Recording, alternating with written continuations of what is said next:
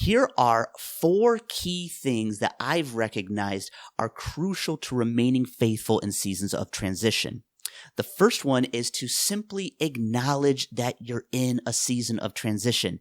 This is so crucial because if you don't know you're in transition, you're not going to be able to really remain faithful because you're not going to really understand what's happening.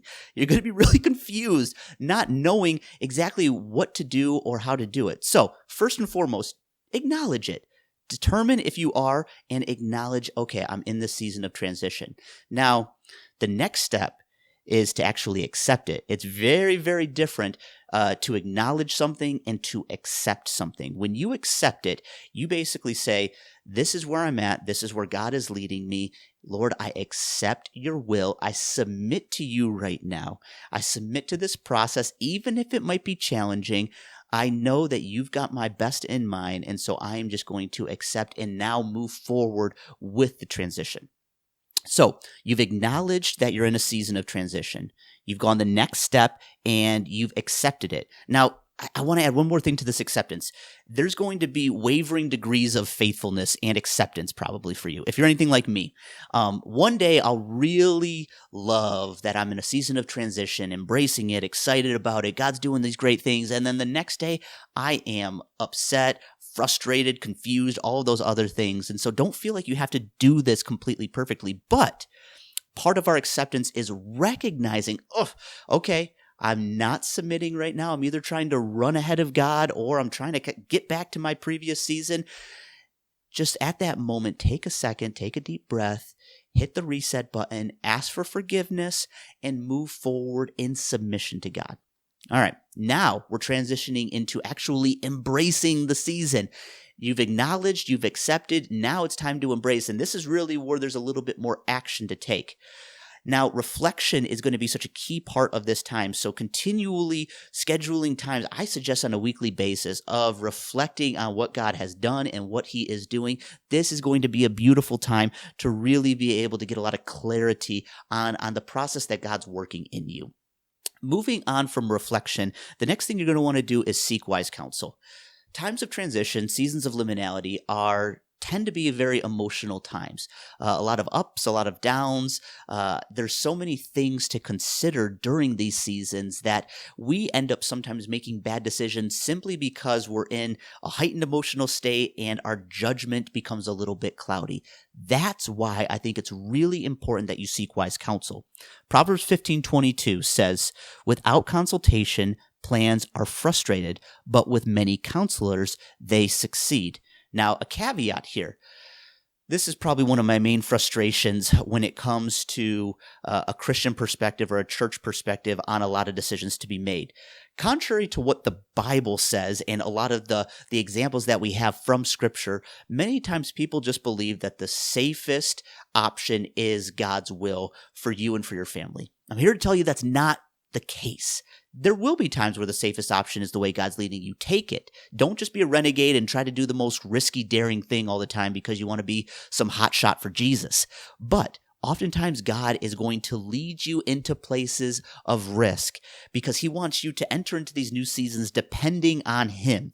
And so I really think it's important that you determine safe people when it comes to the will of God. Safe in the sense of they are going to discern God's will for you based upon what they believe God's saying, not what's just the safest thing for your family.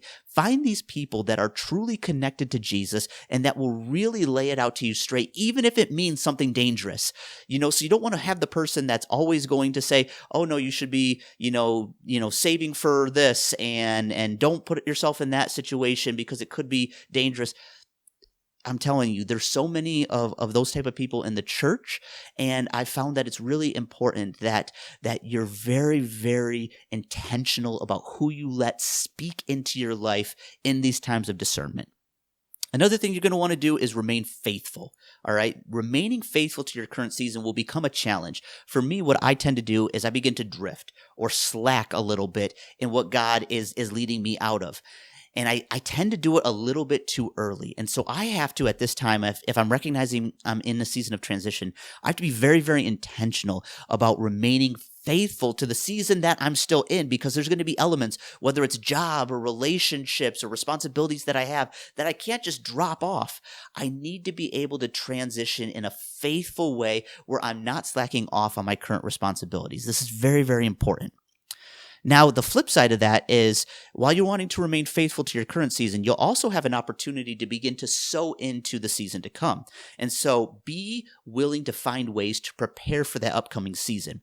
Now, many times there's not going to be a way to really fully prepare unless you're entering into that season.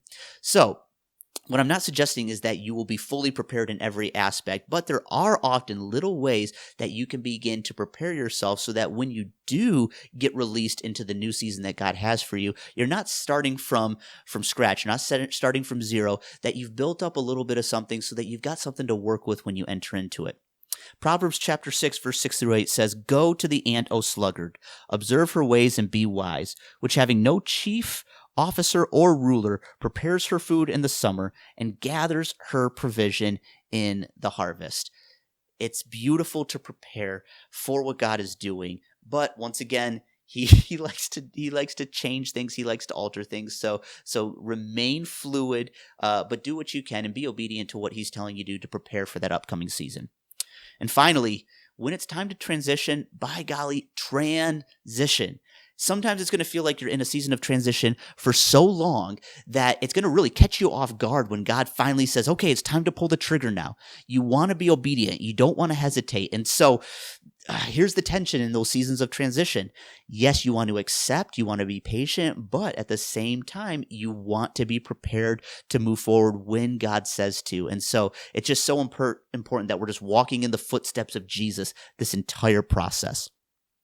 Leaving well. This is so important. And it kind of goes back to what I was saying about remaining faithful in your current season.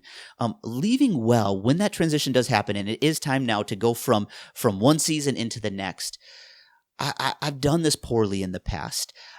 Go through the proper protocols. Go through everything that you need to do so that you are leaving the people, that you are leaving the situation that you are exiting out of in the best possible place. Don't get selfish and just think about yourself and just cut ties and you're off.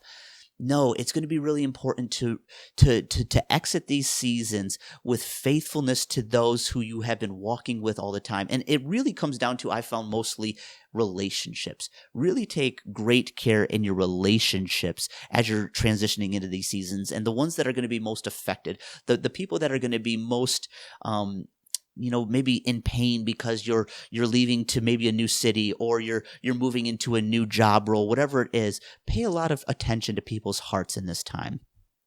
And then finally, transition, but don't forget. Acts 15, verse 35 to 36. This is Paul and Barnabas. They stayed in Antioch, teaching and preaching with many others also the word of the Lord. After some days, Paul said to Barnabas, "Let us return and visit the brethren in every city in which we proclaimed the word of the Lord, and see how they are." Now, I'd like to think that I've got a little bit of that ambition that Paul has. And so this one's tough for me. And I wonder if it might have even been a little tough for him. He was planting churches. He was, on new frontiers, pioneering all of these things. But he obviously felt a call from the Lord to go back to these churches that he had planted, to make sure that they're being taken care of. And this is a great lesson for us, okay? Just because you transition out of a season doesn't mean that you fully forget and break away completely from your responsibilities or from relationships that happened in the previous season. And you'll find that oftentimes, like God did with Paul here, he's going to call you back to those people. He's going to make sure that what you did plant, the ground that you tilled, the seed that you sowed, that it is actually being harvested in a good way. Really, to just continually plant and move forward and always be in this pioneering role can be dangerous, because what if all that you're doing, all that you're planting isn't being sustained after you? At that point, a lot of it's futile. And so we want to make sure that even in new seasons, we are keeping an eye on what God has done previously through us, and that we're being attentive to remain faithful to those things that he wants us to remain faithful to from the previous season of life. And so that is your 4 steps that you really want to keep in mind when you enter a season of transition. I'll say them again here real quickly. You want to acknowledge that you're in the season. You want to not only acknowledge, but accept, really submit yourself to Jesus and to the season. Once you've submitted, you're going to embrace it. This is the time to be a little bit more engaged and active and really working with God through the season of transition. And then the last one is to transition, to actually make it happen. When God says, now's the time, you say yes, and you move forward into that new season of life.